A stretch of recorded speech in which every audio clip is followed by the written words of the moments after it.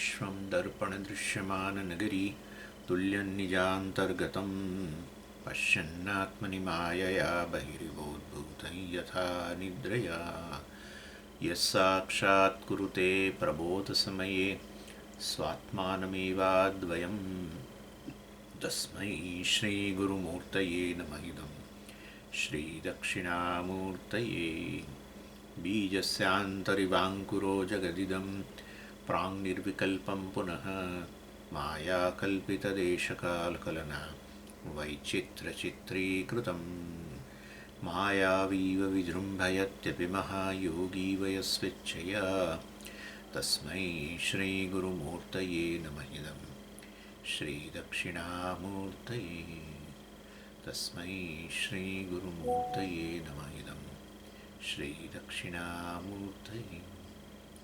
ॐ सहना भवतु सहनौ भुनक्तु सह वीर्यङ्करवावहै तेजस्विनावधीतमस्तु मा विद्विषावहै।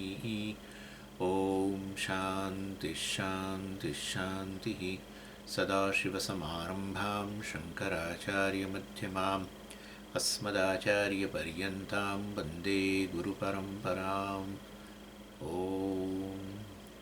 ॐ पार्थाय प्रतिबोधितां भगवता नारायणेन स्वयं व्यासेन ग्रथितां पुराणमुनिना मध्ये महाभारतम् अद्वैतामृतवर्षिणीं भगवतीम् अष्टादशाध्यायिनीम् अम्ब त्वामनुसन्दधामि भगवद्गीते भवद्वेषिणीम्।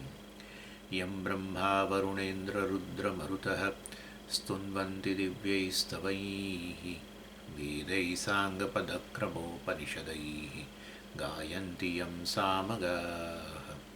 ध्यानावस्थिततद्गतेन मनसा पश्यन्ति यं योगिनः यस्यान्तं न विदुःसुरासुरगणाः। देवाय तस्मै नमः देवाय तस्मै नमः।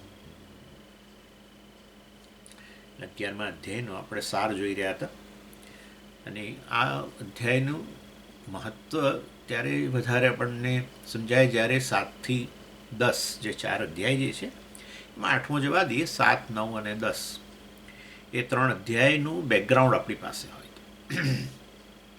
કારણ કે એ 3 અધ્યાયના બેઝ પર જ આ 11મો અધ્યાય છે અને એ 3 અધ્યાયની અંદર આપણે ઈશ્વરના સ્વરૂપનું ચાલો 4 ગણી લઈએ 4 અધ્યાયમાં ઈશ્વરના સ્વરૂપનું બહુ ઇલાબોરેટલી વર્ણન કર્યું વિભૂતિઓ અને એ સિવાય પણ કે પરમ બ્રહ્મ છે વગેરે વગેરે બંને રીતે ઈશ્વરના સ્વરૂપનું એટલે એનું આ પરિણામી બદલાઈ રહેલું સ્વરૂપ છે જગતના રૂપમાં એ પણ જુદા જુદા નામરૂપ રૂપે પણ અને એના અધિષ્ઠાન રૂપે એટલે જે કાંઈ છે ઈશ્વર છે એ જે વ્યાખ્યા જે છે એને અનુરૂપ જે કાંઈ છે એટલે અસ્થિભાતિ રૂપે પણ એ જ અને જે નામરૂપ છે જેની સાથે આ અસ્થિભાતિ જોડાયેલું છે એ નામરૂપ પણ એ જ માયા સહિત બ્રહ્મ એટલે ઈશ્વર કહીએ એ માયાના જ પરિણામ છે એટલે કે આ બધું ઈશ્વરનું જ પરિણામ છે એ રીતે પણ મિથ્યા અને જે સત્ય વસ્તુ છે તે તો અસ્થિભાતિ વગેરે બ્રહ્મ જેને કહીએ આપણે એટલે એમાં ઈશ્વરને જગતનું કારણ કહી શકો ગમે તે રીતે કહો વિવર્ત કહો બરાબર અસ્થિભાતિ બદલાતું નથી અસ્થિભાતિ રૂપે રહીને જ સચ્ચિદાનંદ રૂપે રહીને જ અનેક નામરૂપ રૂપે જણાય છે તો એ તો વિવર્ત થઈ ગયું ને રજ્જુ રહીને જ સર્પ રૂપે જણાય છે એમ કહીએ તો પછી આપણે કહીએ રજ્જુ સર્પનું વિવર્ત કારણ છે રજ્જુમાં લેશ માત્ર પરિવર્તન આયા વગર સર્પ રૂપે જણાય છે એટલે એ રીતે વિવર્ત ઉપાદાન કારણ કહો અથવા તો પછી ના માયા સહિત ઈશ્વર કહો તો પછી હવે માયા તો બદલાય છે પરિણામ પામે છે 3 ગુણોમાંથી પંચમહાભૂત ને આ ને તે એ રીતે બધું એટલે તો પછી એ ઈશ્વર પરિણામી ઉપાદાન કારણ તમે પણ કહી શકો એ રીતે માયાનો સમાવેશ ન કરો નામરૂપનો સમાવેશ ન કરો નામરૂપ મિથ્યા હોવાને કારણે કેવળ અસ્થિભાતિ રૂપે કહો સચ્ચિદાન રૂપે કહો તો એ વિવર્ત ઉપાદાન કારણ થઈ ગયું એટલે અને એ તો આપણે ઈશ્વરને આ રીતે જોઈ શકીએ વિવર્ત ઉપાદાન કારણ રૂપે હું ને ઈશ્વર એક જ કહેવાય સચ્ચિદાનંદ રૂપે. પરિણામી ઉપાદાન એટલે પેલી ઉપાધિ ઉમેરી. આપણે માયાની આવરણ શક્તિથી હું જીવ બ્રહ્મ હોવા છતાંય માયાની આવરણ શક્તિને કારણે હું બ્રહ્મ છું ખબર નથી, અને એને કારણે હું પોતાને જીવ માનું છું. એટલે એ દ્રષ્ટિએ મારી ઉપાધિ આ કારણ શરીર કે અવિદ્યા કહેવાય, માયાની જ આવરણ શક્તિ. અને એના કારણ હવે ઉપાધિ ઉમેરો તો અહીંયા મારામાં ઉપાધિ એટલે હું બ્રહ્મા અવિદ્યા ઉપાધિ સહિત એ જીવ. બ્રહ્મા ઈશ્વર એટલે શું? એ જ બ્રહ્મ વાસ્તવમાં માયા ઉપાધિ સહિત. એ માયા ઉપાધિ સહિત એ જગતનું કારણ. મેં તમને કહ્યું ને પરિણામ ઉપાદાન. એ માયા ઉપાધિને કારણે એ સર્વજ્ઞ સર્વશક્તિ, હા, અને અવિદ્યાને કારણે કશું જ નહીં જાણનારો એ જ બ્રહ્મ. સમજી ગયા? એટલે વિવર્ત ઉપાદાન કારણ રૂપે મારા અને ઈશ્વર વચ્ચે કોઈ ભેદ જ નહીં. પરિણામી ઉપાદાન કારણ રૂપે ભેદ, કારણ કે ઉપાધિ થકી છે ને તો ભેદ. માયા ઉપાધિ ને અવિદ્યા ઉપાધિ સહિતની વાત કરો છો તો પછી હવે એ તો હું તો જીવ અને એ ઈશ્વર એવો ભેદ પડી ગયો. એ આ જગત રૂપે અભિવ્યક્ત થયો છે, એમ કહેવાય, જગત રૂપે જણાઈ રહેલો છે. એટલે એ મુખ્ય વસ્તુ ચર્ચા થઈ કે અને આ એક રીતે જોવાય, ઈશ્વરને બીજી રીતે પણ જોવાય, નિમિત્ત કારણ અને ઉપાદાન કારણ. એ માયા ઉપાધિ થકી એને નિમિત્ત કારણ પણ કહેવાય, સર્જનાર કહેવાય, અને સમગ્ર સર્જનનું જ્ઞાન છે, સમગ્ર સર્જનની ઈચ્છા છે, સો કામયત. એટલે એણે જ ઈચ્છા કરી. તદૈક્ષત ઉપનિષદની અંદર જ્યારે જ્યારે સર્જનની વાત આવી ત્યારે પહેલાં આવું આવે કે સર્જન જે છે, સર્જનની વાત આવે એટલે સર્જક, તો પછી આ સર્જક વગર સર્જન કેવી રીતે હોય? એટલે સર્જક આવ્યો, એટલે સર્જક આવ્યો તો પછી બ્રહ્માને ઉપાધિ ઉમેરી દીધી ભાઈ, કારણ કે બ્રહ્મ તો સર્જકે નથી ને કશુંય નથી. બરાબર છે? એટલે બ્રહ્મમાં ઉપાધિ ઉમેરી, માયા ઉપાધિ થકી સર્જક. હવે સર્જક હોય તો પછી એને પૂરેપૂરું જ્ઞાન હોવું જોઈએ, એટલે પછી એને સર્વજ્ઞ કહેવાય, અને સર્જન કરવાની ક્ષમતા વગેરે હોવી જોઈએ, એટલે એને સર્વશક્તિ પણ કહેવાય. એટલે સર્વજ્ઞ સર્વશક્તિ કહો, જગતનું આ રીતનું કારણ, પરિણામી ઉપાદાન કારણ રૂપે કહો, એ બધું પેલી માયા ઉપાધિ થતી. માયા ઉપાધિને ઉમેરવી પડે, અને એટલે ઉમેરીએ તો પછી ઉમેરીએ તો પછી એમાં ફેર તો આવે ને? કશો ફેર ના આવે ને, કારણ કે અનંત હોય, સચ્ચિદાનંદ બ્રહ્મ અનંત હોય તો અનંતમાં ઉમેરાય કેવી રીતે? જે ઉમેરવાનું હોય અનંતને અંતર્ગત જ હોય ને ભાઈ. એટલે આપણે તો આવું મેથેમેટિક્સમાં ભણતા હતા કે ઇન્ફાઇનાઇટ હોય એમાં તમે કંઈ પણ ઉમેરો તો ઇન્ફાઇનાઇટ જ રહે ને, કારણ કે એ પેલું જે ઉમેરવાના છે એ ઇન્ફાઇનાઇટને અંતર જ હોવું જોઈએ, નહીં તો ઇન્ફાઇનાઇટ જ કેવી રીતે કહેવાય? એટલે આ સમજવાની વસ્તુ છે. એટલે આ તો મિથ્યા ઉપાધિ છે. એ મિથ્યા ઉપાધિ થકી પછી આ રીતે જગતનો સર્જક ને પાલક ને લય કરતા ને સર્વજ્ઞ સર્વશક્તિ વગેરે આ બધું કહીએ.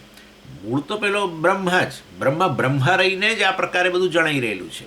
માયા ઉપાધિ થકી, મિથ્યા ઉપાધિ થકી પરિણામી ઉપાદાન કારણ જણાઈ રહ્યો છે. એટલે પણ વાસ્તવમાં હું ને ઈશ્વર ખરેખર તાત્વિક રીતે કોઈ ભેદ જ નથી. દરેકે દરેક છે ને, આ જીવ હોય કે ઈશ્વર હોય, એના બબ્બે રૂપ હોય છે, વાસ્તવિક રૂપ અને આધ્યાસિક રૂપ. વાસ્તવિક રૂપ એટલે જેમાં પરિણામ ના આવે. વાસ્તવ એટલે સત્યતા, એટલે કે પરિણામ ના આવે, એટલે કે એમાં નિષેધ ન થાય. અને એ તો છે વાસ્તવમાં આ જે બ્રહ્મ. એ રીતે જીવ પણ બ્રહ્મ અને એ પણ, અને જીવનું આધ્યાસિક રૂપ કહો કે ઈશ્વરનું પણ આધ્યાસિક રૂપ બને. અને એ છે પેલી ઉપાધિ, અધ્યાસ, ઉપાધિનો અધ્યાસ, અવિદ્યા ઉપાધિ. આ તમે જાણો છો આવી રીતે કે એક્ટર છે એના બે રૂપ છે. એક્ટરના બે રૂપ થયા કે નહીં?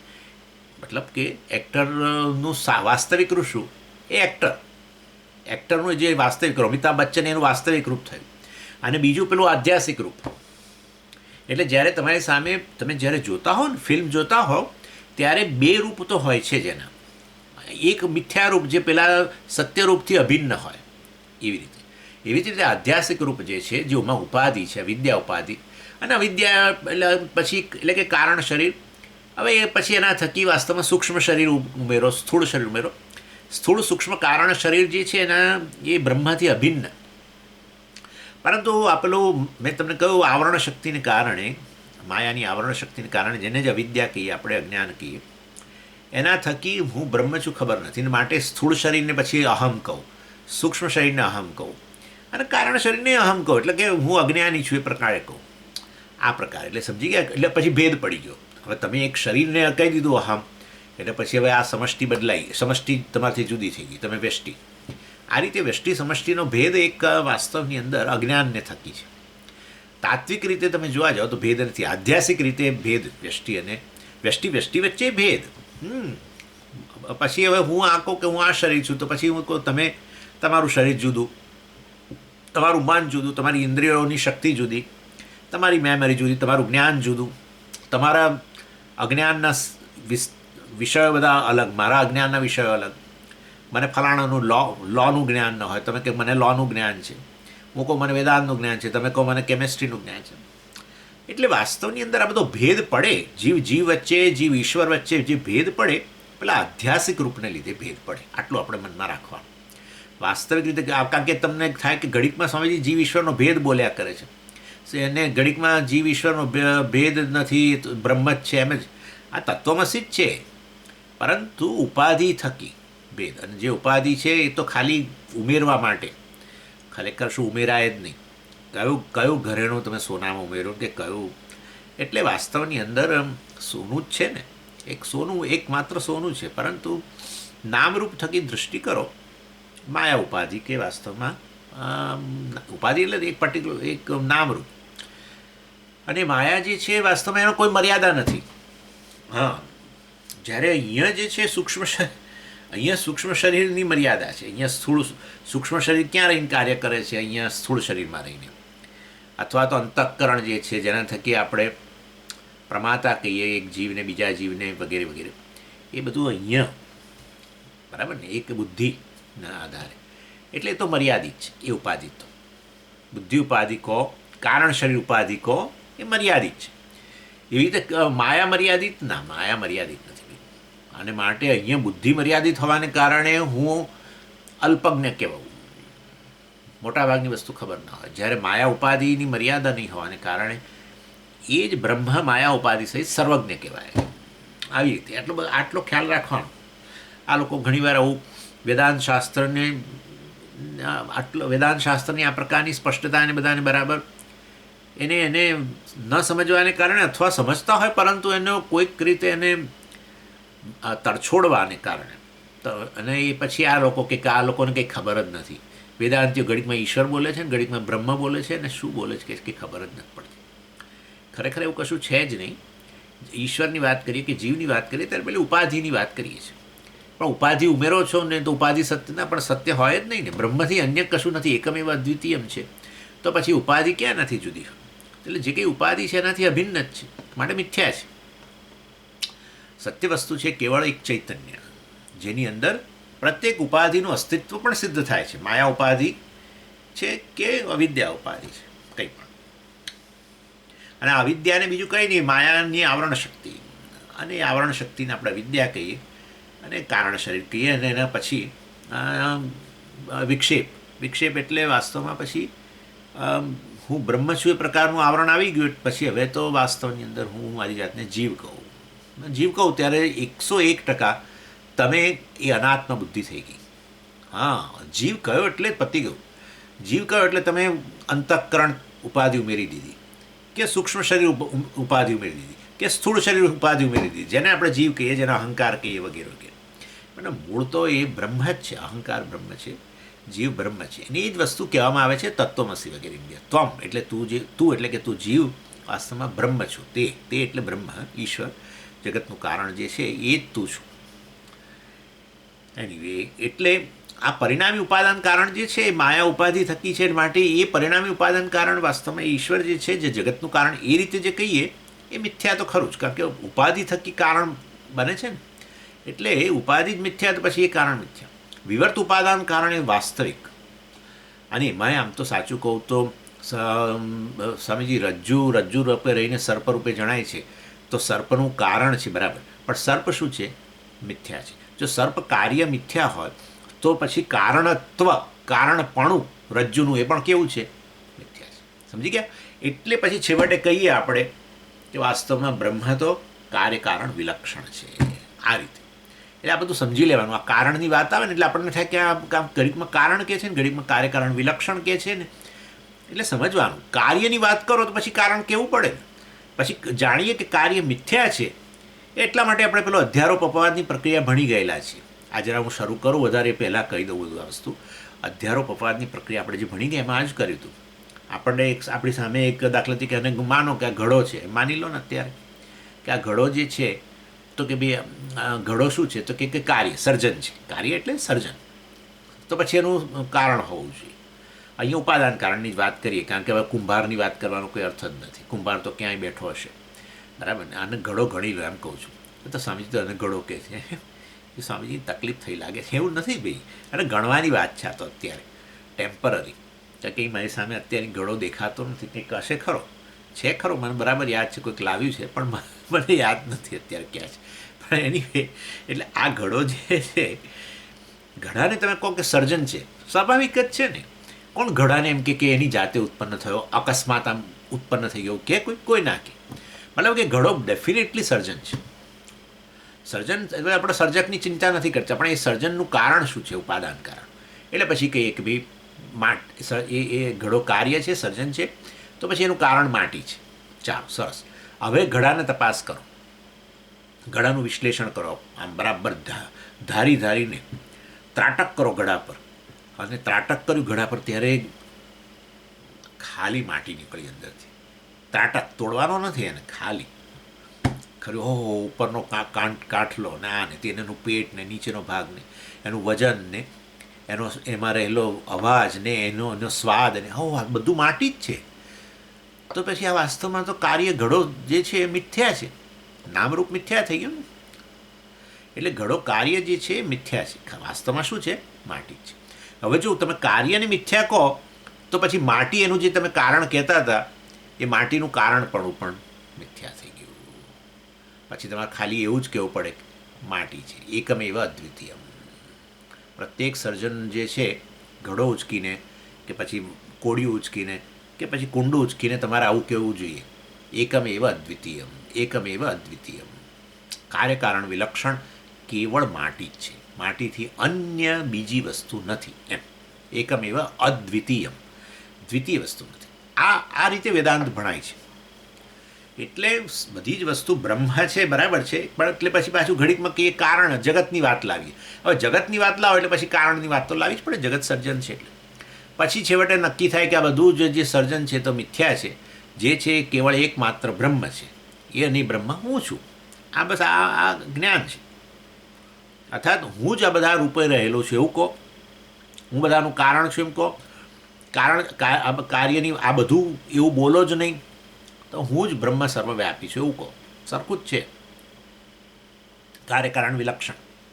એની વિચારો એટલે આ બંને જે કારણો છે એમાંથી આ ચાર જે ગયા અધ્યાય એની અંદર આપણે વિભૂતિઓનું જે વર્ણન થયું, એ વિભૂતિઓ એટલે જુદા જુદા રૂપ એટલે નાને નામ. હવે નામરૂપની વાત કરી તો એ પછી એના કારણ રૂપે શું આવે, ઉપાદાન જ આવે ને. અહીંયા નિમિત્ત કારણની આપણે વાત કરતા જ નથી. એ બધા નામરૂપો ભગવાન કે મારી વિભૂતિ છે, તો એ પછી વાસ્તવમાં ઉપાદાન કારણની દૃષ્ટિએ, જેમ કે માટી કે આ બધી મારી વિભૂતિ છે, ઘડો છે પર્ટિક્યુલર, કે આ કોડિયું છે, કે પછી આમ કુંજો બનાવે છે ને, સરસ કુંજો બનાવતા હોય છે અને એમાં કેટલાય પ્રકારના શેપ ને કેટલી ડિઝાઇનો બધું કરતા હોય. કલરની ખાલી ડિઝાઇન અંદર કરતા જે કરે તે, પણ એ જે કંઈ છે એ માટી કહી શકે કે આ સુંદર તમને જે આ કુંજુ દેખાય, કુંજુ નહીં, કુંજો દેખાય છે, એ કુંજો વાસ્તવ એ ખરો શબ્દ છે કુંજો. એટલે એ સાચો છે ખબર નથી, હવે એ તો આપણા ગુજરાતીના એક્સપર્ટોને પૂછવું પડે બધું. પણ કુંજો એક સુંદર હોય છે બહુ જ. લોકો પોતાના ઘરની અંદર આમ પેલા સુશોભનની અંદર એક ખૂણામાં મૂકતા હોય છે, અને એની અંદર કે પાછા પીછા મૂકે ને કંઈક બધું મૂકે. એટલે ઇન શોર્ટ આ બધું એટલે આવું સરસ. તમે કહો કે આ વિભૂતિ, સામાન્ય ઘડાની વિભૂતિ આપણે ન કહીએ, ઠીક છે વાંધો નહીં, પણ આવા વિશેષ જે આપણું ધ્યાન ખેંચે, જેને કારણે આપણને આ તો બહુ સરસ છે, બસ આ વિભૂતિ કહેવાય. તો હવે એ પછી એ પણ છેવટે એ ઉપાદાન કારણની જે બધી રચનાઓ છે. એટલે ઈશ્વરની આ બધી વિભૂતિઓનું વર્ણન થયું એ ઉપાદાન કારણની દૃષ્ટિએ છે, એટલું યાદ રાખવાનું. અને પછી એટલે અને એ ઉપાદાન કારણના દર્શન કરવા માટે શું આપણે કાર્યનો નામરૂપનો નાશ કરવો પડે કે ન કરવો પડે? ન જ કરવો પડે, કંઈ જરૂર જ નથી. હા, એવું થોડું છે કે તમે કુંજો તોડી નાખો કે ઘડો તોડી નાખો, કુંડું તોડી નાખો કે કોડિયા તોડી નાખો ત્યારે માટી તમને લાગે, એવું થોડું છે. તો દર્શન કરો ત્યારે જ. એટલે આવી રીતે સુવર્ણ દર્શન કરવા હોય તો કંઈક ઘરેણાને ઓગાળવાની થોડી જરૂર છે. હા, ઘરેણા જોઈ રહ્યા હોય ત્યારે જ તમારા મનની અંદર, વાસ્તવની અંદર દર્શન બદલાઈ જાય. એ જ અહીંયા દિવ્ય ચક્ષુની વાત કરવાના છે કે તમારી આંખ જુએ એના કરતાં થોડું વધારે જોવું, એમ નામ દિવ્ય ચક્ષુ, બીજું કશું નથી. આંખ ચર્મ ચક્ષુ, એનાથી જે રૂપ જુઓ, પણ એ રૂપ જોતા હોવ ત્યારે તમારું મન જે છે એ એના કારણ તરફ, એને અસ્તિત્વ પ્રદાન કરનાર તરફ, એ જેની વિભૂતિ છે એ વસ્તુના દર્શન કરે. કુંજો આટલો સુંદર જોઈ રહ્યા હો પણ તે કોની વિભૂતિ છે? છેવટે જુઓ, માટીની જ છે, માટીથી અન્ય તો કંઈ છે નહીં. એટલે માટીની જ આ સરસ વિશેષ અભિવ્યક્તિ. વિભૂતિ એટલે વિશેષેણ ભવનમ, વિશેષેણ ભૂતિ વિભૂતિ, વિશેષ રૂપે કે જે આપણું ધ્યાન ખેંચે, જેને જોતાની સાથે આપણા હૃદયમાંથી અરે આ તો બહુ સરસ છે, આવું જે નીકળે આશ્ચર્ય, માનું કે વિભૂતિ છે, તમે એને જોઈને એકદમ પ્રફુલ્લિત થઈ ગયા. આવું જગતની અંદર છે. આ બધા કેટલા કુંડા કુંજા બધા આપણે બધા કેટલાય છે, બધા કોળિયા આપણે બધા એ અનેક, એમાં કેટલાક બ્રાઝિલની અંદર એક પોપટની વેરાયટી, પોપટની એક વેરાયટી છે, મેકાઓ કે છે ને, MACAW. તમે એના રંગ જુઓ. આપણે ત્યાં તો પેલો નાનો પોપટ, આ તો મોટો, અને એમાં પાછા કેટલા પ્રકાર છે, સબ પેટા જાતિઓ છે મેકાઓમાં, અને દરેકના રંગ તમે જુઓ. તમે જોશો ને, તમે આજે પછી હમણાં પતી જાય, હમણાં નહીં કરવાનું, પતી ગયા પછી પહેલાં ગૂગલમાં જઈને જરા જુઓ મેકાઓ, તમને ખબર પડશે કે શું કુદરતી રંગ ભર્યા છે એની અંદર. પેલા કિંગફિશર બધું. આ તો એક નાની વાત કરું છું, એક પક્ષી, એક કુંડાની વાત કરી મેં તમને, પણ ખરેખર આવું તો દુનિયામાં કેટલું બધું છે. અબજો વસ્તુઓ છે જેને જોતાની સાથે તમારું મોં પોળું થઈ જાય. વૈજ્ઞાનિકોનું તો રોજે રોજ થાય બિચારાઓનું, રોજ જે એમનું મોં પોળું જ થઈ જાય છે. આમ જેવું દૂરબીન આમ કરીને કરે અને એમની સાથે એમ થઈ જાય છે એમને. ચાલો, ઇન શોર્ટ, આ રીતે છેવટે તમે જ્યારે એના કારણ, નામરૂપનું સર્વનું કારણ ઈશ્વર, આપણે વાત કરી ઉપાદાન, એટલે તમે નામરૂપ જુઓ ચર્મચક્ષુથી, અને અહીંયા જુઓ શું? ઈશ્વરને. ઘડો જુઓ તમે ચર્મચક્ષુથી, પણ માટીના દર્શન ક્યાં કરો? અહીંયા. આ બધું માટી જ છે વગેરે, માટીથી એને કંઈ નથી. આ બધી માટીની વિશેષ અભિવ્યક્તિઓ છે. એક જ માટી, અદ્વિતીય માટીના સર્વ અભિવ્યક્તિ છે એ પ્રકારે, અને એને દિવ્યચક્ષુ કહેવાય. ચર્મચક્ષુથી જોતા હોઈએ ત્યારે આપણે એના માટે વાસ્તવમાં કશા રૂપને ફોડી નાખવાની, તોડી નાખવાની, નાશ કરવાની જરૂર જ નથી. ઉપાદાન કારણના દર્શન કરવા માટે એ જોઈ રહ્યા હોઈએ ત્યારે પછી બુદ્ધિમાં દર્શન કરીએ આપણે, એ વસ્તુને દિવ્યચક્ષુ કહેવામાં આવે છે. એટલે કાર્ય દર્શન જે છે વાસ્તવની અંદર એ ખરેખર ઉપાદાન કારણના દર્શન છે. અને એ વસ્તુ આપણે જ્યારે આ 4 અધ્યાય ભણ્યા એના દ્વારા આ વસ્તુ આપણે ભણ્યા. અને એ વસ્તુનો એ જે સિદ્ધાંત જે છે કે આ જગતના નામરૂપ બધા એ છેવટે એક પરમાત્માની અભિવ્યક્તિ છે, ઈશ્વરની અભિવ્યક્તિ છે. માયા સહિત જે બ્રહ્મ છે એની જ અભિવ્યક્તિ છે, એ શક્તિની જ અભિવ્યક્તિ છે. એ પણ આપણે વાત ઘણીવાર થાય છે. શક્તિ, આ બધું તમે કહેતા હો સમયજી સર્જન છે, તો પછી એ બ્રહ્મમાં શું ઉમેરવું જોઈએ? સર્જન શક્તિ ઉમેરો. બ્રહ્મ સર્જન શક્તિ સહિતનું એને ઈશ્વર કહીએ. અને પછી પાલક ને બધું એ અંદર, એ માયા થકી પાલક પણ કહેવાય, પાલન શક્તિવાળો. એ માયા શક્તિ થકી જ વાસ્તવમાં એને લય કરતા પણ કહીએ, લય શક્તિ ધરાવનારો. સર્જન શક્તિ, પાલન શક્તિ, લય શક્તિનો ઉમેરો કર્યો એમ કહો. માયાનો ઉમેરો અર્થાત આ શક્તિનો ઉમેરો, એટલે કે આ 3 શક્તિનો ઉમેરો, જેના થકી ઈશ્વરને સર્જક, પાલક અને લય કરતા કહેવાય. અથવા તો એ ઈશ્વર જ વાસ્તવમાં આ સર્જન રૂપે અભિવ્યક્ત થયેલો છે, અને એ જ આ પરિણામ પામી રહ્યો છે. સર્જન થયેલી વસ્તુ ધીરે ધીરે લય થાય છે, એવું આ પરિણામ રૂપે બદલાઈ રહેલો એ પણ ઈશ્વર જ કહેવાય. એટલે કારણ કે માયા સ્વતંત્ર વસ્તુ હોય તો પછી એ બરાબર છે, પણ માયા સ્વતંત્ર હોય જ નહીં. અને બીજી વસ્તુ કે માયા જળ વસ્તુ છે, આ રીતે આટલું સુંદર, અનેક પ્રયોજનો ધરાવતું અને અનેક અવયવોને જોડીને બનાવેલું જગત જે છે એની પાછળ નિમિત્ત કારણ તો જોઈએ છે. નિમિત્ત કારણ જોઈએ, નહીં તો કેવી રીતે? જેમ કે માટી એની જાતે સમજ, માટી જો કારણ હોય ઉપાદાનને, એની જ આટલી બધી મહત્તા તમે ગાતા હો તો પછી કુંભારની વાત જ જવા દો. ના ભાઈ, એ ના ચાલે. કુંભાર જે છે એ આ ઉપાદાન કારણ માટી જે છે એની આ રૂપમાં અભિવ્યક્તિ કરે, બરાબર ને. એટલે કુંભારની પાસે જ્ઞાન છે કે ભાઈ કયા પર્પઝ માટે હું આ બનાવું છું વગેરે, આ તે બધું. એટલે એ રીતે વાસ્તવમાં નિમિત્ત કારણથી જાણે કે અનુગ્રહિત થઈને આ ઉપાદાન કારણ માયા જે છે અનેક નામરૂપ રૂપે જણાય, અને એ એનાથી અભિન્ન હોવાને કારણે જ વાસ્તવ નિમિત્ત કારણ પણ માયાને લીધે. બાકી ભગવાન કારણે શેનો, પરમાત્મા બ્રહ્મ કારણ શેનું વળી. એટલે જોયું ને આપણે કાર્યકારણ વિલક્ષણ, પરંતુ નિમિત્ત કારણ પણ માયા થકી અને ઉપાદાન કારણ પણ માયા થકી. એ રીતે અભિન્ન નિમિત્ત ઉપાદાન કારણ બ્રહ્મ કહેવાય પેલી માયા ઉપાધિ થકી જે મિથ્યા, એને કારણે વાસ્તવમાં બ્રહ્મ બ્રહ્મ જ રહીને આ રીતે અનેક નામરૂપ રૂપે અભિવ્યક્ત થાય છે માયા થકી. એનીવે, એટલે ઈશ્વરની જે અવસ્થા ભેદ સમજી લેવાનો, એ બધા અવ્યક્ત નામરૂપ રૂપે સહિતનું બ્રહ્મ જેને ઈશ્વર કહીએ આપણે, જે પ્રલયમાં ઉપલબ્ધ, બરાબર છે, એ જ ઈશ્વરની આ નવી અવસ્થા જગત, બરાબર ને. અવ્યક્ત નામરૂપે વ્યક્ત થયા, પણ સમજીએ તો માયા અભિવ્યક્ત, માયા બ્રહ્મથી અભિન્ન. માયા કોઈ સ્વતંત્ર વસ્તુ છે જ નહીં.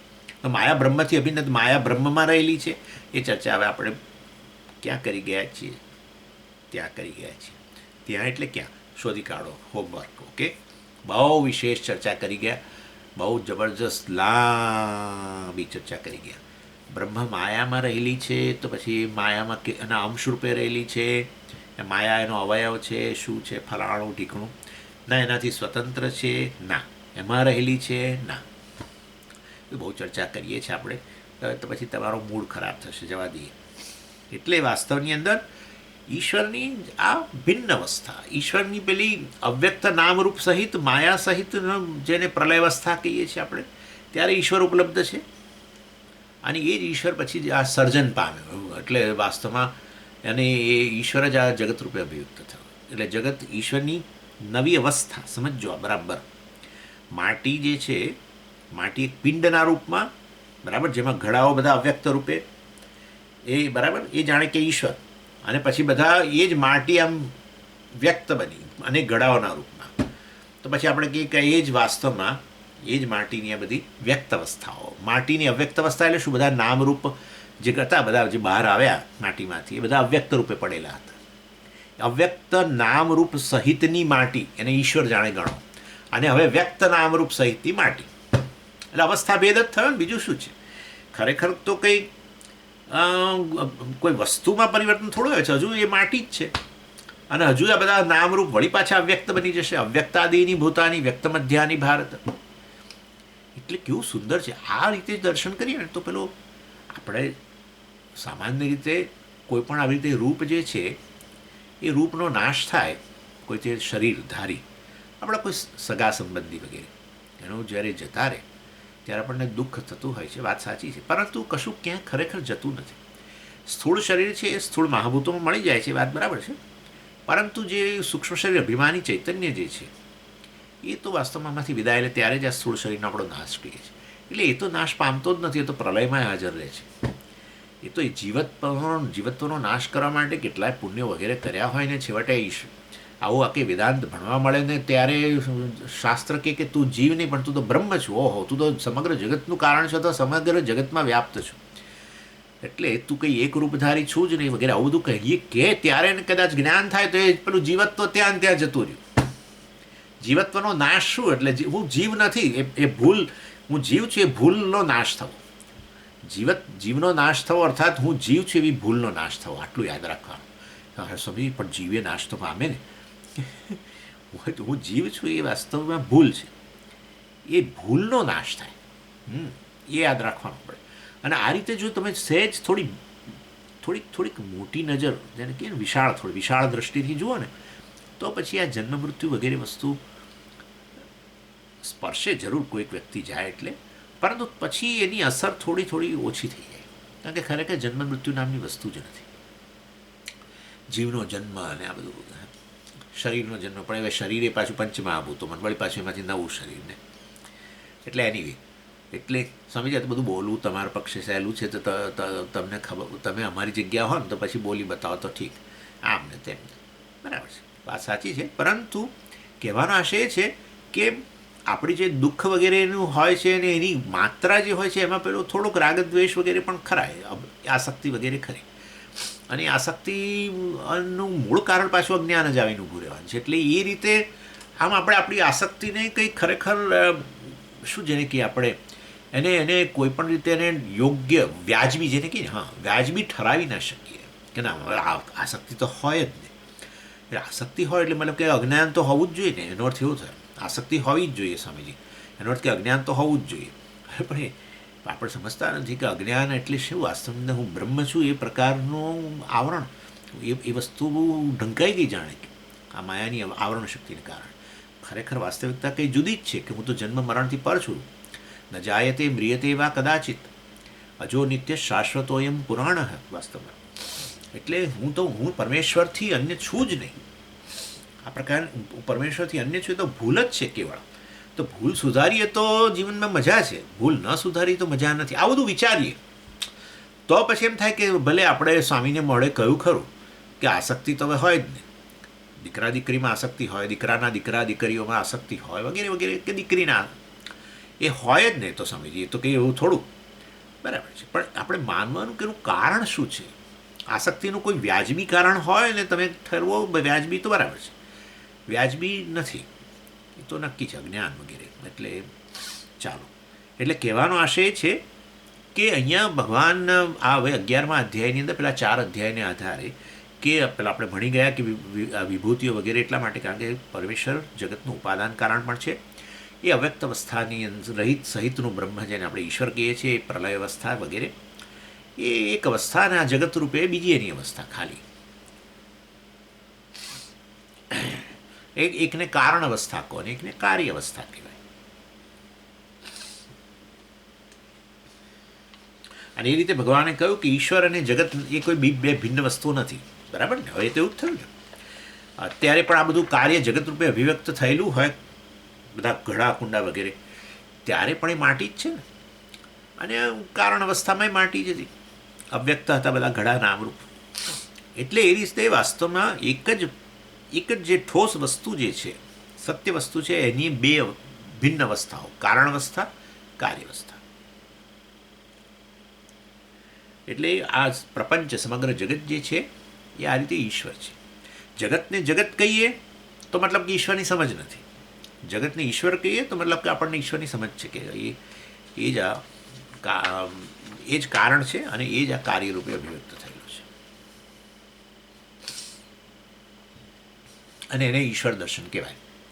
જગતને જગત દર્શન કરવાને બદલે, જગત દર્શન આપણું જગત દર્શન હતું પહેલાં કંઈક, જગતને જગત દર્શન કરવાને બદલે વાસ્તવની અંદર હવે એને ઈશ્વર દર્શન કરો તો પછી એને આપણે શું કહીએ, હવે દૃષ્ટિ બદલાઈ ગઈ. અને એ ભગવાન અહીંયા દૃષ્ટિ આપે છે, જગત દર્શન એટલે કે વિશ્વ દર્શન, વિશ્વરૂપ દર્શન જેને કે રૂપ એટલે અહીંયા શરીર પછી કહેવું પડશે. વિશ્વરૂપે સમગ્ર શરીર, સમગ્ર વિશ્વ એનું શરીર, એ રીતે રૂપ.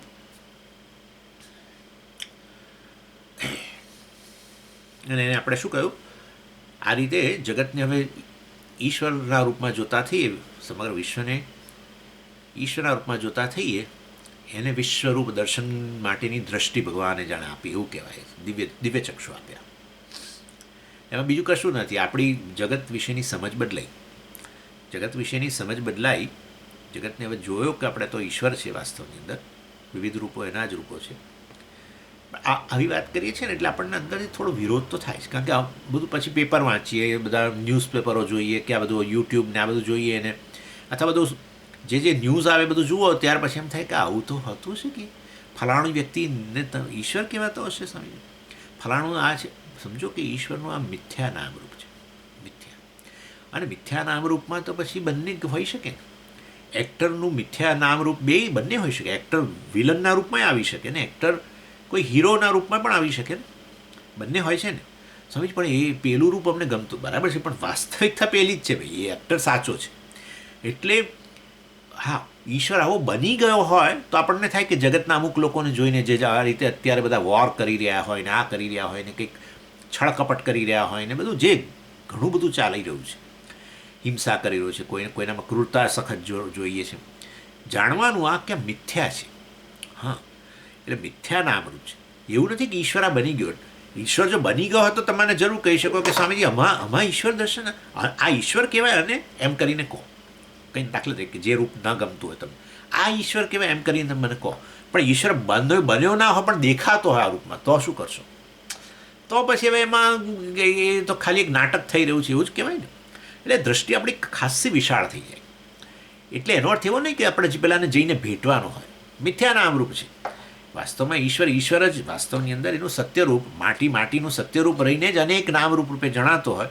તો અમુક રૂપ પ્રત્યે આપણને રાગ ઉત્પન્ન થાય ને અમુક રૂપ પ્રત્યે આપણને દ્વેષ ઉત્પન્ન થાય. એ જે થાય છે વાસ્તવમાં એ પેલા સત્ય વસ્તુના દર્શન નહીં કરવાને કારણે છે. અને સત્ય વસ્તુ જે કદી બદલાતી નથી. એ સત્ય વસ્તુ આ જુદા જુદા રાગ દ્વેષમાં જેને માટે જન્મેલા છે એવા જુદા જુદા નામરૂપ જે છે એના રૂપે એક જ માટીએ જણાઈ રહેલી છે. એટલે મિથ્યા છે. આટલું યાદ રાખો ને તો દ્વેષ જતો રહેશે. આને તો આવો ઈશ્વર હોય એમ કરીને કહીએ ત્યારે તમે એવું માનો છો કે ખરેખર ઈશ્વર ખરેખર આ બની ગયેલો છે, અથવા ઈશ્વરનું આ સાચું રૂપ છે એમ. કોઈ પણ ઘડો માટીનું સાચું રૂપ નથી, મિથ્યા રૂપ છે, એ સમજવાનું છે. એટલે એ દ્રષ્ટિએ અંદરથી જો તમારા મનમાં વિરોધ આવી રહ્યો હોય ને તો જરાક આટલું ચિંતન કરજો કે હું જેને માટે મને દ્વેષ થઈ રહ્યો છે કે આને ઈશ્વર કહેવાતો એમ કરીને જ્યારે હું કહું કે સ્વામી મળે ને ત્યારે મારે એમને બરાબર કહેવું છે. આ બધું વિશ્વરૂપને બધી વાતો કરે છે, આ મળે એટલે કેવું છે આને ફલાણાને ઈશ્વર કહો છો સ્વામીજી? ફલાણા દેશના વડાને તમે ઈશ્વર કહો છો? આટલી બધું હિંસા કરે ને ફલાણું ઢીકણું, અથવા મારો પડોશી આવો આટલો એને તમે ઈશ્વર કહો છો? પણ ક્યાં બન્યો છે જ ક્યાં, એ સમજવાનું છે. અને મિથ્યા હોય તો પછી હવે તમે કેવું પિક્ચરમાં કે બધું સરસ સ્વીકારેલો છે, ઉપરથી રાજી થાવ છો, હા કેવો વિલન તરીકે પણ કેવો રોલ કર્યો. હીરો અને વિલન બંનેમાં એ બંને રોલ એણે કેવા સરસ કર્યા. આબેહૂબ એમ કે આબેહૂબ કરે, આબેહૂબ. કારણ કે તમે જાણો છો કે ખરેખર બંને મિથ્યા છે. નહીં તો તમારો પ્રિય એક્ટર જો વિલન બની ગયો હોય તો શું તમે પછી એ તમારો પ્રિય રહેવાનો છે? સાચું કહો, કોઈ પ્રિય નથી રહેવાનું. ચાલો, એટલે આ ચર્ચા થઈ રહી હોય ત્યારે આ બધી ઇમ્પ્રેક્ટિકલ ચર્ચાઓ છે, એવો જ કદાચ મનમાં વિચાર આવ્યો હોય તો આ કાઢી નાખજો. કારણ કે બધું મિથ્યા નામરૂપ છે. મિથ્યા હોય એટલે એનો અર્થ કે કેવળ નાટક ચાલી રહ્યું છે. એક્ટરે બંને રોલ અદાલ કરી નાટક જ કહીએ ને એ રીતે. એટલે આ બધાને પછી આ બધાને આપણે દ્રષ્ટિએ આપણી બદલાઈ જાય કે ખરેખર મિથ્યા રૂપ ધારણ કરનાર, મિથ્યા કોઈ દિવસ સત્ય વગર હોઈ ન શકે. અને માટે મિથ્યા રૂપ ધારણ કરનાર ત્યાં ને ત્યાં જ્યાં જે વસ્તુના દર્શન કરો છો ત્યાં જ ઈશ્વર બેઠેલો છે, સત્ય બદલાયા વગરનો બેઠેલો છે. જ્યારે ઘડાના દર્શન કરો છો કે પેલા કુંજાના દર્શન કરો છો, રાગ કે દ્વેષવાળી વસ્તુના દર્શન કરો છો, તમારી દૃષ્ટિએ રાગ ને આના પ્રત્યે દ્વેષ, ત્યારે એ મિથ્યાની પાછળ પેલું સત્ય બેઠેલું જ છે, ત્યાં જ બેઠેલું છે. સત્ય જ આ મિથ્યાના રૂપમાં ખાલી જણાઈ રહેલું છે. મિથ્યા સત્ય વસ્તુ છે ખરેખર. એ રીતે પેલી માટીના દર્શન આપોઆપ આપણે કરતા થઈએ તો આપણે કહીએ કે વાસ્તવમાં હવે આપણી પાસે શું છે? દિવ્ય ચક્ષુ છે. આપણી દ્રષ્ટિ, કઈ દ્રષ્ટિ? બુદ્ધિમાં રહેલી દ્રષ્ટિ બદલાઈ ગઈ. શેના કારણે બદલાઈ? ઈશ્વરના જ્ઞાનને કારણે.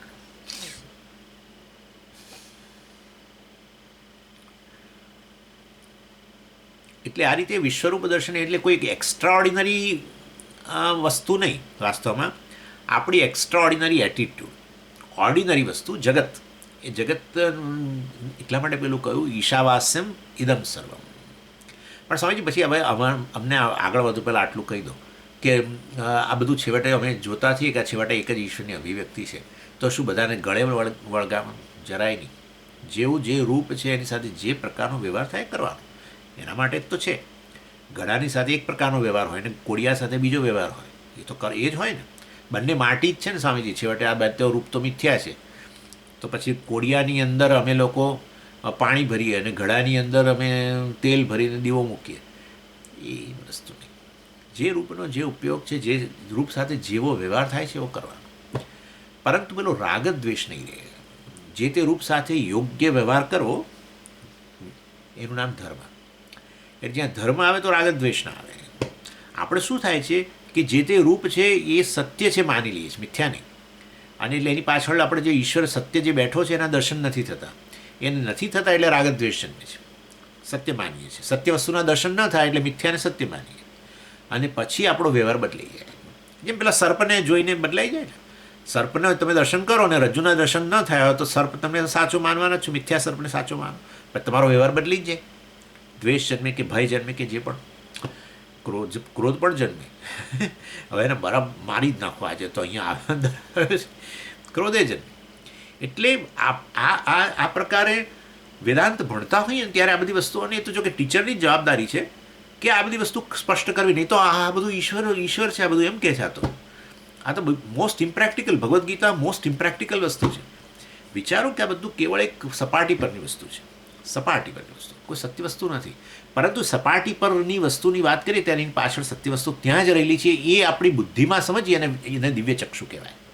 એટલે વાસ્તવમાં આ બધું મિથ્યા નામરૂપના દર્શન થતા હોય, જગતના દર્શન થતા હોય, ત્યારે તમારા આની અંદર તમે આ એક જ સત્ય વસ્તુ ઈશ્વરના દર્શન કરી રહ્યા હો, એની પાછળ ઈશ્વરે જ આ પ્રકારના મિથ્યા નામરૂપ ધારણ કર્યા છે.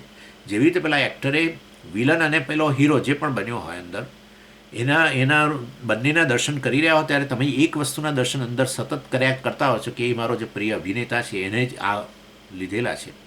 ત્યારે વાસ્તવમાં તમને એ રાગદ્વેષ જન્મતા નથી. તમને ઇનફેક્ટ તમે એપ્રિશિએટ કરો છો. બહાર નીકળીને કહો કે એણે પેલો, નહીં તો જો તમે તમારા પ્રિય અભિનેતાના દર્શન ન કરો તો વિલનને સાચો માની લો અને પેલા હીરોને સાચો માની લો, અને ત્યાર પછી વિલન પ્રત્યે દ્વેષ જન્મે, હીરો પ્રત્યે રાગ જન્મે, વગેરે વગેરે વગેરે. ઇન શોર્ટ, આ રીતે મિથ્યા નામરૂપ એટલે આ પ્રકારનો ઈશ્વર અનેક રૂપમાં અભિવ્યક્ત થયો. એનું એ જ છે 11મો અધ્યાય, સમગ્ર વિશ્વ એનું રૂપ એ રીતે. અને આનાથી ઉત્તમ ઉપાય દુનિયાની અંદર કોઈ છે નહીં રાગદ્વેષમાંથી મુક્ત થવાનો.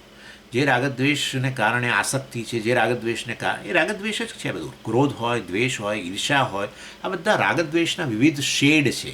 જેમ એક બ્લુ રંગ હોય ને એના વિવિધ શેડ ઉત્પન્ન થતા હોય, પછી લાઇટ બ્લુ ને સ્કાય બ્લુ ને ફલાણા બ્લુ, પેટર્ન બ્લુ ને, એટલે એવી જ રીતે આ રાગદ્વેષના જ શેડ છે બધા. ક્રોધ હોય, ઈર્ષા હોય, બધી જ વસ્તુ. અને એ વસ્તુ ખરેખર જ્યારે એમાંની કોઈ પણ વસ્તુ ઉત્પન્ન થાય છે ત્યારે આપણે અત્યંત વિચલિત થઈ જઈએ છીએ. ક્રોધ આવે, ઈર્ષા આવે કે લોભ આવે એટલે અત્યંત વિચલિત થઈ જઈએ આપણે, અને એને કહીએ છીએ આપણે ઇમોશનલ ઇમેચ્યોરિટી. લાગણીની દૃષ્ટિએ આપણે એકદમ ભાંગી પડીએ. આ તે બધું આપણી નથી ઈચ્છતા આવું થાય, પણ થાય છે. એટલે એનો અર્થ એવો થયો કે એનું મૂળ જે રાગદ્વેષ છે એને નિવૃત્ત કરવા જોઈએ. અને રાગદ્વેષને નિવૃત્ત કરવા માટે દ્રષ્ટિ બદલાવી જોઈએ. કઈ દ્રષ્ટિ? ચર્મચક્ષુથી તો બધું જે છે જેમ જ જણાય છે, પણ અહીંયા દ્રષ્ટિ બદલાઈ જાય તો રાગદ્વેષ દૂર થઈ જાય. અને એ છે આ દિવ્ય દ્રષ્ટિ, ઈશ્વર દ્રષ્ટિ. એટલે એક્સ્ટ્રા ઓર્ડિનરી એટીટ્યૂડ જે છે આપણા મનની અંદર, ઓર્ડિનરી વસ્તુને જોતાં જોતાં, એને દિવ્ય ચક્ષુ કહેવાય. ઓર્ડિનરી ચક્ષુથી જે જોઈએ છીએ તો ચર્મચક્ષુથી જોઈએ છીએ, પરંતુ સાથે એપ્રિશિએટ આપણે જે કરીએ ઈશ્વરની સમજ વિશેને કારણે, બસ એ વસ્તુ છે. અને આવી રીતે જ્યારે વસ્તુને દર્શન કરતા, અને એના માટે હવે તમને ઉદાહરણ આપી દઉં થોડા, કે આવું આપણે કરીએ છીએ કે ઓર્ડિનરી વસ્તુ હોય પરંતુ એ કોઈક મહાન વસ્તુથી સંબંધિત થયેલી હોય તો આપણા માટે એની કિંમત અનેક ગણી થઈ જતી હોય છે. એટલે કેટલી બધી વસ્તુઓ છે કે કોઈક જગ્યા હોય, જેમ કે તમને સાચું કહું તો અહીંયા પેલું પ્રિન્સ્ટન, અહીંયા ન્યૂજર્સીમાં એક પ્રિન્સ્ટન જગ્યા છે. ત્યાં પ્રિન્સ્ટનની અંદર મને કોઈ એક લઈ ગયું વ્યક્તિ, અને એમણે થોડું પેલું શું કહીએ સિક્રેટ રાખ્યું, અને એક કોઈ ઘરની સામે જઈને ઊભા રહ્યા. તો વિચાર કરો, ઓર્ડિનરી ઘર, ઓર્ડિનરી, કારણ કે હવે તો બીજા બધા આજુબાજુ પ્રિન્સ્ટનમાં જ ઘરો જુઓ તો આપણને થાય આ લોકો કેવું સુંદર મકાનો બનાવે છે બધા, પણ આ તો ઓર્ડિનરી ઘર હતું. એ ઘરની સામે ઊભા રહી જઈને પછી મને અંદર લઈ જઈને કહે છે કે આઇન્સ્ટીન અહીંયા રહેતા હતા, આ આઇન્સ્ટીનનું ઘર છે. તો વિચાર કરો, ચર્મચક્ષુથી તો ઓર્ડિનરી ઘર જોયું, બરાબર છે, પરંતુ અહીંયા એ ઘરની સાથે જે વસ્તુ સંકળાઈ એને કારણે મારું એ ઘરનું પ્રત્યેનું મૂલ્ય જાણે અનેક ગણું થઈ ગયું. એટલે એ આઇન્સ્ટીનનું ઘર છે એમ જોતાની આમ એવું કહેતાની સાથે જે મારામાં એનું મૂલ્ય ઉત્પન્ન થયું, એની પાછળ જવાબદાર વસ્તુ શું છે? આઇન્સ્ટીન? ના, આઇન્સ્ટીન વિશેની તમારી સમજ. એ જો ન હોય તો શું ફેર પડે છે? આઇન્સ્ટીન દાખલા તરીકે હું કોઈ બીજી વ્યક્તિને લઈ જાય, વ્યક્તિ એને કે આઇન્સ્ટીનનું ઘર છે, પેલું વ્યક્તિ પૂછે કે આ તો આઇન્સ્ટીન કોણ?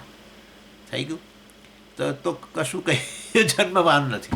વાસ્તવની અંદર આઇન્સ્ટીન વિશેની મારી જો સમજ હોય, સ્પષ્ટ હોય કે આઇન્સ્ટાઈન કોણ હતા અને કેવા હતા વગેરે વગેરે સાયન્ટિસ્ટ હતા, તો પછી એનાથી સંલગ્ન વસ્તુ માટે મારું મૂલ્ય અનેક ગણું થાય.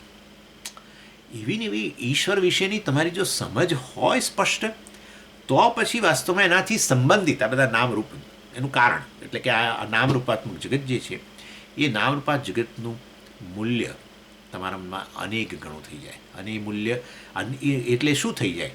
વિભૂતિ. એનું નામ વિભૂતિ, એને કહેવાય વિભૂતિ. વિભૂતિ એટલે આ વસ્તુ. એટલે આ તમે જુઓ તો આ બધી હરાજીઓ થતી હોય છે ને, એ હરાજીઓમાં તમે ઘણીવાર તો આપણને થાય કે આના માટે લોકો આટલા બધા કરોડો રૂપિયા આપી દે. એક પેલી ગિટાર ઇન્સ્ટ્રુમેન્ટ આવે છે, એ લાકડાનો પીસ હોય અને એમાં પેલી તાર હોય અને એ હવે તો ભાગેલી છે હવે તો. અને તમે જોતાની સાથે કહે કે જૂની છે, ભાંગી ગઈ છે ઓલમોસ્ટ, અને એની હરાજી થાય. અને હરાજીમાં એક વ્યક્તિ એનો ભાવ 20 કરોડ રૂપિયા. હા ભાગે એને બદલે આપણને થાય કે એને એક સારી ગિટાર આપણે અપાઈ દઈને આપણને વધારે પૈસા થોડા આપે તો સારું. અને પણ ના, એને માટે આ ગિટારનું મૂલ્ય 20 કરોડથી પણ વધારે છે. કેમ? કારણ કે એ ગિટારથી સંબંધિત કોઈક વસ્તુ છે, એ વસ્તુ માટે એને બહુ મૂલ્ય છે અને એને કારણે ગિટારનું મૂલ્ય છે. કેમ? આ કોની ગિટાર છે? એટલે કે પેલા હેરિસન હતા પહેલાં, હેરિસનની ગિટાર છે. હેરિસન એટલે પહેલાં એક બીટલ્સ ગ્રુપ હતું, બધા હોય છે ને બધા વેસ્ટર્ન મ્યુઝિકમાં બીટલ્સનું એક ગ્રુપ હતું. તે બીટલ્સના ગ્રુપમાં હેરિસન હતા અને આખી દુનિયાની પાછી ગાડી હતી. આપણા ભારતમાં બહુ નહીં, કદાચ મુંબઈમાં થોડું ઘણું લોકો, એ જમાનાની વાત કરું છું.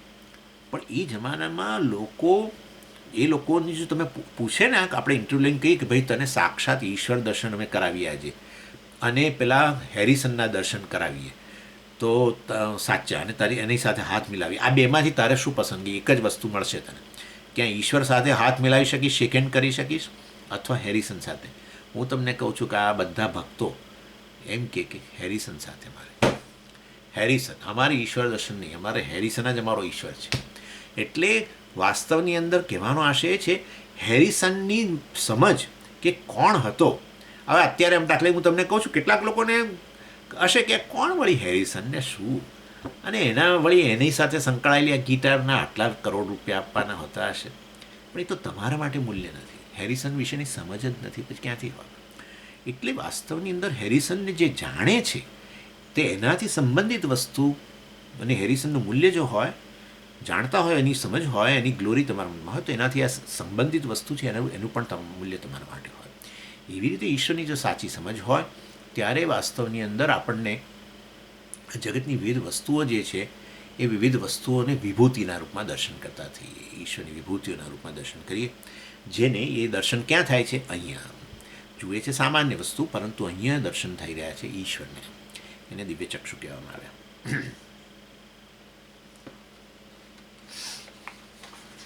અને આવું તો તમે જોશો, કોઈકનો દાંત કોઈક જગ્યાએ સચવાયો છે, કોઈકના વાળ સચવાયા છે, ને હા સ્વામિનારાયણ ભગવાનનો દાંત સચવાયો છે કોઈક પેલા કોઈક અક્ષરધામમાં કોઈક જગ્યાએ મેં જોયેલા છે. પણ એકાદ અમદાવાદમાં કે દિલ્હીમાં કે કોઈ જગ્યાએ, બેમાંથી એક જગ્યાએ ભગવાનનો દાંત, એમ સ્વામિનારાયણ ભગવાન, એ લોકોએ આમ એવી રીતે જાણે કે અત્યંત મૂલ્યવાન કોહિનૂર હીરો હોય એ રીતે. હા, આપણને થાય કે અરે રે, ઇનફેક્ટ કોઈ મૃત વ્યક્તિનો દાંતને અડીએ તો આપણે સ્નાન કરવું પડે. હા, પણ ના, આ સામાન્ય વ્યક્તિનો દાંત નથી. આ કોણ છે? તો કે પેલા સહજાનંદ સ્વામી. એ કોણ સહજાનંદ સ્વામી? તો પછી તમારા માટે આ દાંતની કોઈ કિંમત નથી. ઉપરથી આમ થાય કે અડાય જ નહીં. પેલા લોકોએ બરાબર એને શોકેસમાં એવી રીતે મૂક્યો છે કે કોઈ અડી ના શકે. મૂલ્યવાન આપણા માટે મૂલ્યહીન. આપણે તો અડવું નથી. કોઈ ખોલીને આપણને આપે તોય નથી અડવું, કારણ કે આપણે તરત સ્નાન કરવું પડે મૃત વ્યક્તિને અડી, એની વસ્તુ નડી. ઇન શોર્ટ, કહેવાનો આશય છે સહજાનંદ સ્વામીની જેના મનમાં સ્પષ્ટ સમજ છે, સ્પષ્ટ સમજ, એ લોકોને માટે એનાથી સંબંધિત કોઈ પણ વસ્તુનું મૂલ્ય અનેક ગણું હોય છે. એ એના વિભૂતિના રૂપમાં જોઈએ. સમજી ગયા તમે? એ જ રીતે ઈશ્વરની યોગ્ય સમજ હોય કે અભિન્ન નિમિત્ત ઉપાદાન કારણ છે, અને એ જ આ જગતના રૂપમાં, મિથ્યા જગતના રૂપમાં, વિવિધ નામ રૂપમાં જણાઈ રહેલો છે. એ જ એનો બધો દેખાવ છે. આ બધો એનો એ એક વેશ પહેરીને બેઠેલો છે ખાલી. સાચે સાચ ઈશ્વર ઈશ્વર જ છે, પરંતુ એનો આ એક વેશ છે. પરંતુ એ ઈશ્વર સાથે સંકળાયેલી વસ્તુઓ આપણા માટે શું બની જાય? વિભૂતિ. અને માટે આખું જગત દાખલા તરીકે સામે આવીને ઊભું રહે તો આપણે કહીએ કે આ પરમેશ્વરનું શરીર છે, જેની અંદર આ બધા વિવિધ અવયવો છે. પ્રત્યેક વ્યક્તિ, તમે પણ ઈશ્વરના શરીરના અવયવ, હું પણ ઈશ્વરના શરીરનો અવયવ, અને આ બધું આકાશ ને વાયુ ને બધું જ. એટલા માટે પછી ઉપનિષદની અંદર એ રીતે એની અભિવ્યક્તિ કે ભાઈ આ સ્વર્ગ એનું મસ્તક છે, અને પૃથ્વી એના પાદ છે, અને આ બધા વનસ્પતિઓ ને બધા વૃક્ષો ને બધું છે એના શરીર પરના વાળ છે કે માથા પરના વાળ છે, અને સૂર્યચંદ્ર એના ચક્ષુ છે, અને આ સમુદ્ર છે એનો મૂત્રાશય છે વગેરે. આ રીતે મતલબ અનેક અવયવોનું વર્ણન.